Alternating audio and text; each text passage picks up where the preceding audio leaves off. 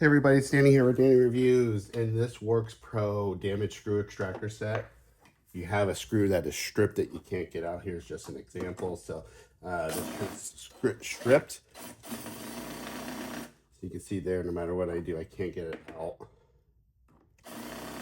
So what we're gonna do is switch this out for one of these. And there's actually a nice little case to carry all these in. There's different sizes depending on the size of your screw. And they also give you steps here, steps 1 through 3, which is nice as a reminder. This is probably a good size, the smaller one here.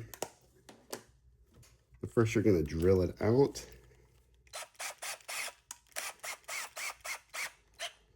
All right, I'm gonna drill into the screw.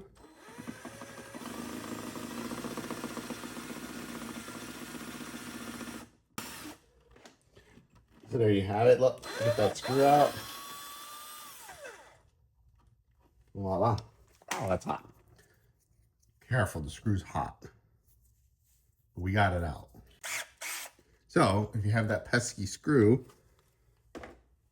that is not coming out, then you should pick up this little set, nice and easy to keep in your tool area to extract those screws.